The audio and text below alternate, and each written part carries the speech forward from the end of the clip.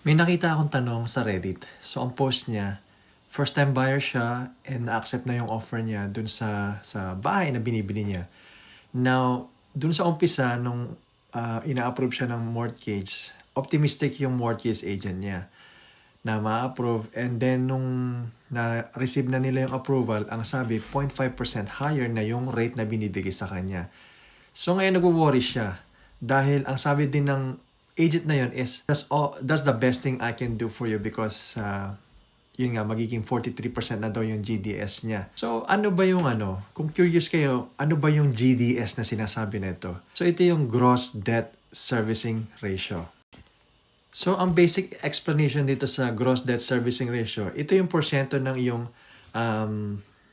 income divided by dun sa housing cost mo. Ito yung mortgage payment mo, property tax, heating costs, and kung condo yung binibili mo, kalahati ng iyong condo fees. And dito sa Canada, if less than 20% ang down payment mo, yung Canada Mortgage Housing Corporation or CMHC, siya yung nag-i-insure ng mortgage mo, hindi niya pinapayagan yung over 39%. So kung may first time buyer ka, and then kailangan mong mag-qualify ka within that 39%. Especially nga kung less than 20% ang down payment mo.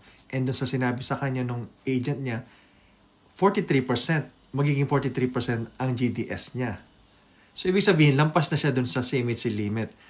And then hindi na siya ma-approve ng regular bank sa normal rates. Kaya ang broker, kailangan niya maghanap ng alternative lender.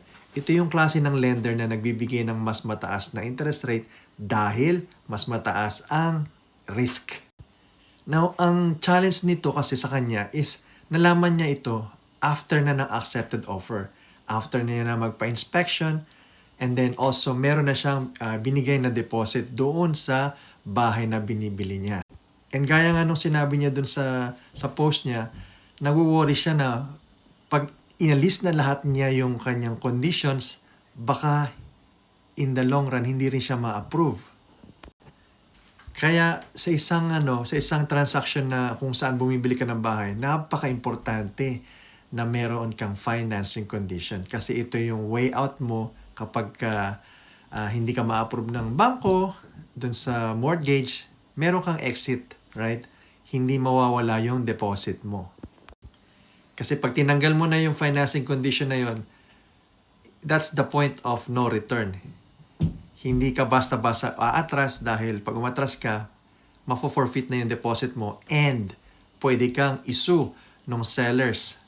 Kapag nabenta nila yung bahay na binibili mo sa ibang buyers, kung ano yung difference nung inoffer mo na purchase price at dun sa napagbentahan nila, they can sue you for that difference. So you have to remember that. Which reminds me dun sa isang client na nakausap ko, nirefer siya. So basically, iba yung real estate agent niya nung binili niya yung property. And ang nangyari kasi is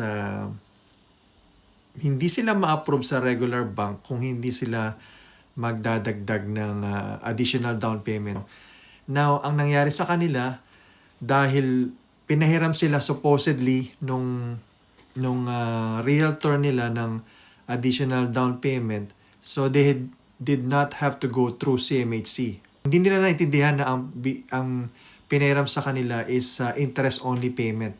So, second mortgage, interest-only payment, doon na sila nagkaroon ng problema kasi hindi na nila makaya yung payments doon sa first mortgage and then doon sa second mortgage na interest only. So matotal, ang sabi ko, the only way out of this is you have to sell the property.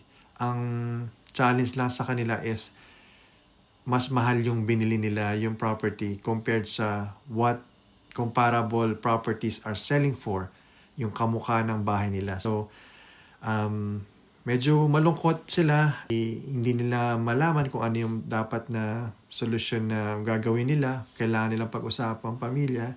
But it's sad kasi sa panahon ngayon na tumaas yung interest rate, hindi na nila kaya, unfortunately. Sabi ko, hindi nyo kayang mag-refinance kasi hindi rin kayo ma-approve sa bangko dahil there's not enough equity dun sa bahay. So the only way to get out of this would be to sell the property. Unfortunately, yun lang yung nakikita natin na solution. But if you are in this situation at meron din kayong mga katanungan, just DM me. Let's discuss kung ano yung mga possible na options or solution dun sa problema or sa issues nyo.